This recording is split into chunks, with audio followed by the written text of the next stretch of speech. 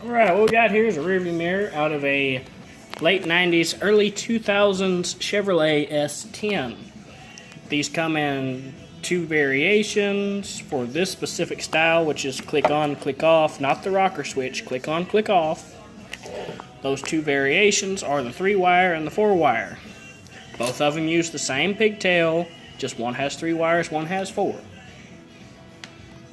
So there's an empty pin in one of these on the 3-wire. This specific one's a 4-wire, and my 2000 Chevrolet S10 featured in a few of my videos is a 3-wire. Alright, on both of them, black is ground, constant. Orange is hot, constant, 12 volts. White is switched ground for the dome light function, which is when the map lights come on when you open your door, just with the rest of the dome lights. And then on the 4-wire, this yellow wire is added. It switches a relay that works with the map light function when you do this. The 3-wire manages to do the job without the relay. You just push the switch and it grounds the light through the black wire. I like the 3 wires better, but the 4 wires work. I bought this 4-wire thinking it was a 3-wire, wasn't paying attention. Got it in the parts yard, and I bought it to put in an older year model vehicle, my 86 Chevrolet Suburban. I can still do it.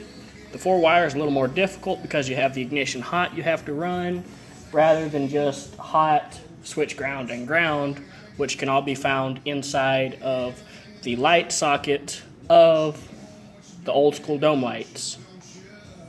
Just one little extra wire to run, no big deal. Alright, so what happens to these is years and years and years of riding around and hitting bumps with this wire here, and people moving it and women doing their makeup. Pulls on the wire and cracks these 4 solder joints right here. Causes erratic function, no function, loss of certain function, and the only way to fix that is to pop it open and redo the solders. Now, I'm not the best solderer in the world. I've already gone over these and fixed them. My solders are ugly, but they work, they hold, they function. I had to do the same thing to my 2000 for it to work. I had erratic function. So these are uncracked, ugly as hell, but they work, they hold, and they check out with the multimeter. Another thing is I'm very generous with my solder, whereas GM skimps a little bit. Every little bit they can save helps. So my joints are thicker, fatter, and I've actually never had a joint that I did like this fail. I've had to do several electronic components, including the 88 to 98 Chevrolet wiper pulse board, which is also the same part used on my S10. They're known for the same sort of failure. You know, just riding around bumps, it breaks the solders, whatever. So now that that's fixed, what you have to do is pop the side off, slide the mirror out one side, get to this, there's a screw. The 4-wire has a relay, 3-wire doesn't. Take the screw out, get the board out. It's a little Phillips head screw, just like that. And then when you're done with your repairs, you put the board back, put the screw back, slide the mirror back. You're going to break a few clips getting it open because it is not designed to be opened.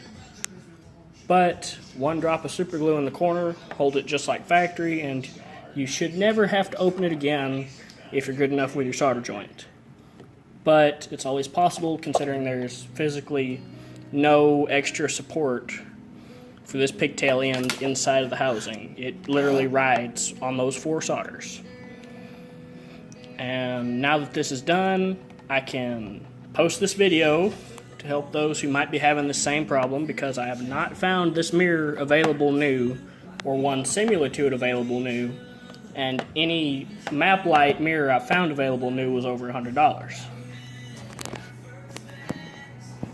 So that's repaired. This mirror works. I've already tested it.